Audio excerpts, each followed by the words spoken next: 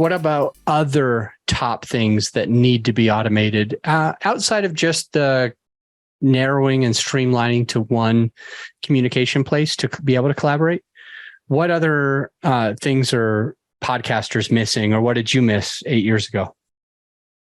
Man, 8 years ago, I was going to say AI before you said 8 years ago, because a lot of podcasters are against AI, like agency owners too. It's like, I don't want to use that. I don't want to use any automation tools. And this is the thing.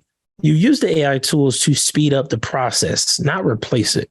So instead of you spending an hour and a half or 2 hours writing the title, the show notes, figuring out keywords, you can use AI tools to give you that stuff and then just iterate and make small changes if you need to. Because the AI is good enough to where it'll give you something that's pretty good to work with as a foundation. You just improve it and make it better, put your own spin on it, add your own sauce to it, and you'll be good to go.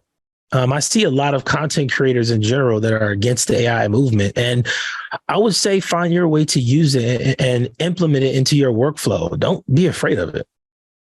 How about a third thing that we can use for automation? What's a thing that people, podcasters, miss when it comes to making it easy on themselves? This is the biggest one. And this one changed my podcasting career. And I get compliments on this all the time. So it's my personal favorite. And that is booking interviews. There's nothing worse than reaching out to somebody to do an interview and they send you their headshot in one email. Oh, it's in a Google Doc, so you can access it. You got to send another email to get access to it. Then they send you their bio. Oh, they forgot to send their links. Then you got to send another email. That part of the workflow really, it makes you look unprofessional as a podcast host if it's all complicated and all over the place. When I interview celebrities or, entrepreneurs with 9-figure business on, like, these people are making big money. So I'm not even talking to them. I'm talking to their representatives. If I make the workflow too complicated, I lose the opportunity to work with that guest. So in terms of booking your interviews, try to condense that as much as possible. Like, just make it as seamless as you can, because it comes off as you're professional and prepared to whoever is being a guest on the show, even their team. They'll refer you to other people because your workflow was way better than other podcasters. And again, this one completely changes the game for me, like completely. So tell us a little bit more about that. What is a couple of ways that I can book interviews in a more streamlined way? So the first thing you want to do is figure out what you need to get from that guest. We know that the biggest part of it is booking the date and time and the virtual location for the interview, right? So that's already the main thing.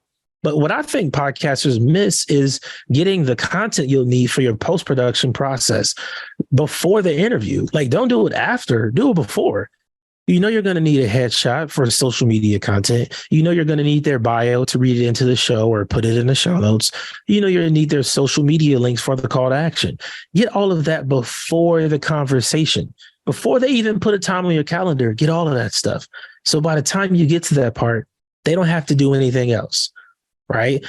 You obviously get their email when they book that time. So I would suggest if you're going to use a form strategy, you can do that. Send them a form that they can just use to complete all of that stuff. Hey, here's a form to be a guest on the show. After you complete this, I'll send you a link to book the interview. That's one simple way to do it. And that could be free. That could be done through Google Forms. And once they've done that, you can get their email and you send them a link to your Calendly. That's simple. It could be that easy. Now the process isn't as strenuous and exhausting for both sides.